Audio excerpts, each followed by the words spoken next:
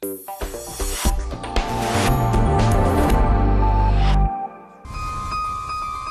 idyllic lakes near Clausthal-Zellerfeld in the state of Lower Saxony are a part of the Upper Harz water management system, a complex system of ponds, channels and tunnels built centuries ago for ore mining and developed ever since.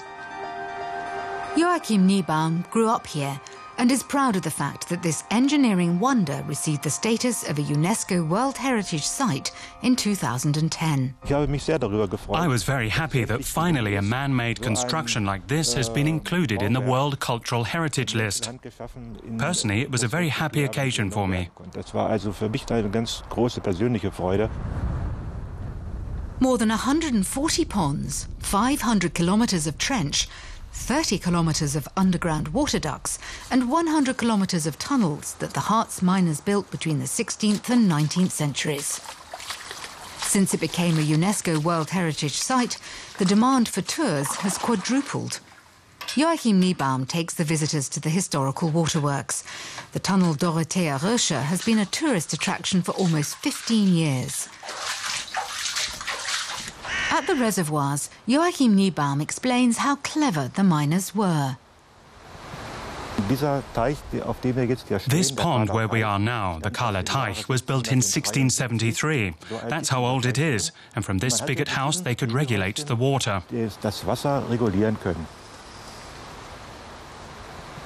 Inside the spigot house is a log of fir wood. By turning it, you can regulate the water flow from the pond. Moving on to East Harz. Between 1961 and 1990, this part of the Harz belonged to the former East Germany. With the revival of the Harz Railway in 1992, tourists could once again go up to the peak of the Brocken, more than 1,000 metres above sea level. For almost 30 years, the peak was a restricted military area. Finally, we can go up and see what it looks like there. We'd only heard about it from the older generation, who've been up there before the Brocken was off limits. We only knew about it from hearsay. We'd seen it, but never been up there. The first Brocken mountain railway started in the late 19th century, and the area saw a major boom in tourism. After the fall of the Berlin Wall, tourism boomed again, with 1.5 million visitors arriving per year. A trip into the mountain village Hohegeis. Friedemann Schwarz witnessed the construction and fall of the East German borders from the western part. The fence was exactly on the spot where the historical boundary stone stands. It's still strange, though it's been 20 years since the border has disappeared.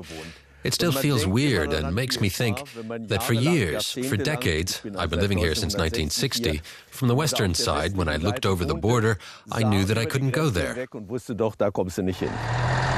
From these houses, one looked directly at the impassable border that divided Germany for decades. The almost 1,400-kilometre-long border strip that once stood here is a large nature reserve today. Near the small village of Sorge is the Circle of Remembrance by the landscape artist Hermann Priegan.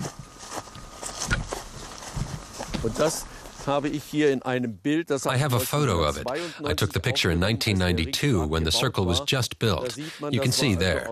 It was made out of dead wood from the surrounding forests, around 4 meters high, and what is here now is really all that remains. 20 years after the reunification, Harz once again knows no borders. Today, it is a popular tourist destination with a unique history.